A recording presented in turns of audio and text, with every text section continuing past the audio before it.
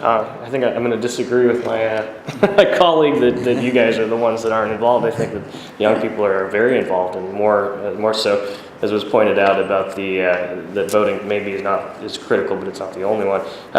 Sorry, to go back to something that was mentioned earlier. You know that there's an income gap that has sort of begun, and it looks like it's starting to grow. Even most recent data. When you've got the income gap, you suddenly aren't able maybe to afford college, and so there's the gap in students going to college. And when we talk about the greater opportunity and equality of condition, how would Tocqueville respond to seeing that?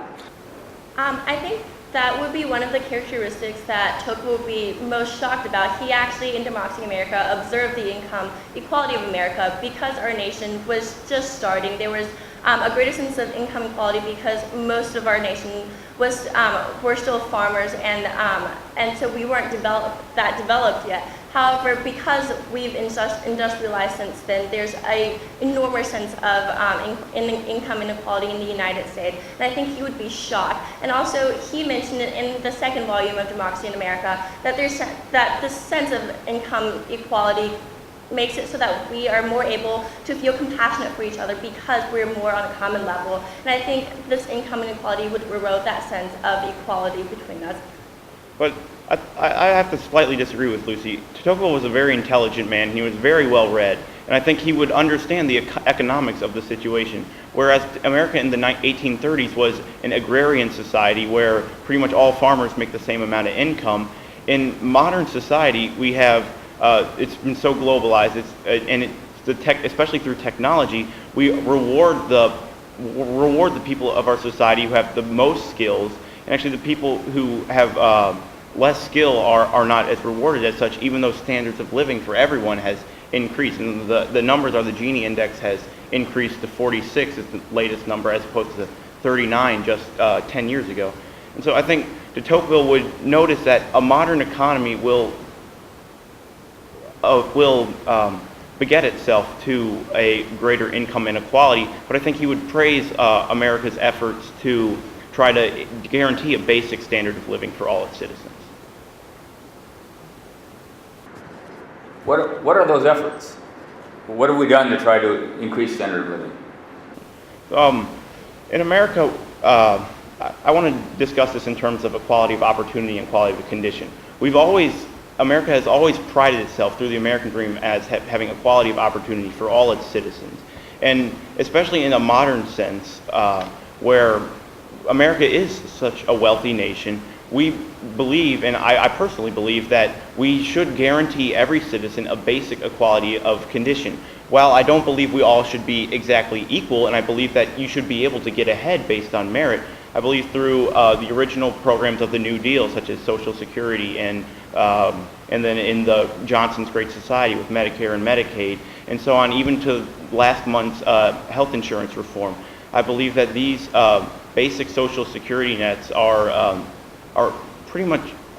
it's something that the government should be providing to its citizens to try to guarantee a basic standard of living. Through the 14th Amendment, we see that the equality of opportunity is a prerequisite to any kind of equality of condition that can be provided. And I think de Tocqueville would admire, as Theo was stating, the ability to get ahead. And I think that the rags to riches stories that de Tocqueville would so admire, people coming to America and able to transform their own story. And I think that, but Tocqueville, although he would approve of equality of opportunity, I think that for equality of condition, he would agree that people should be able to get ahead. Thank you. Right.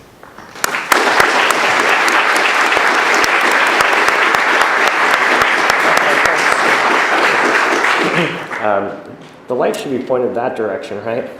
It's pretty hot in here, and you guys did a fantastic job. To hear some of the things that you had to talk about in your introduction, it's obvious that you did a lot of study. And what's even more clear is when we went through questions and answers, that you understood the material and brought it back to real day. I thought it was specifically on the written testimony, bringing in Federalist 10 and the 14th Amendment, information like that to prove your point was important. I think we didn't hear you say anything about minimum wage or affirmative action. though, in sort of the response to the question of what the government has sort of done. We heard healthcare, though, which is, of course, a current event. I thought that was interesting. You did a really good job, though. Thank you. I like the fact that you had some subtleties in there, that we would throw out some basic ideas and you would come back and make some distinctions, and I thought you did some they were very well done distinctions. I also don't ever want to be Madeline's secretary, because if I take down her words word per minute, she's got a record, I think, is getting things in, but they were understandable. Look around this room a little bit. You are among a very rarefied group of people who have had a chance to testify in this room. You ought to be proud of yourself just for having been here. I hope you'll come back, not as the incriminated, but as the ones who can edify us in terms of making better decisions, and you're on a good trajectory to do that. So thank you very much. Yes, I also enjoyed your presentation very much. I liked your opening statement that the values and principles that underlie our American democracy are still the same. Would love to have heard you expand just a little bit on that. I liked your reference to Putnam and his bowling alone up to a different conception of citizenship that Russell Dalton has brought about. Particularly appreciated your references to the Constitution.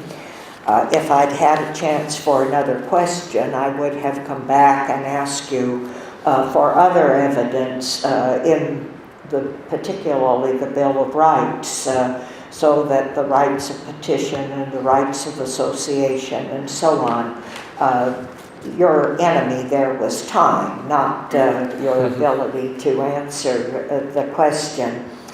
I thought your citing of the fact that as evidence of our devotion to the notion of equality, the barring of titles of nobility very specifically was good. And because you knew that the three of us are deeply involved in civic education, you see, you took a strategic move there by saying how important civic education was, and you could have persuaded us even more by another one or two sentences to just punch that into us and to the audience. Overall, a very fine presentation. You and your teacher are to be congratulated.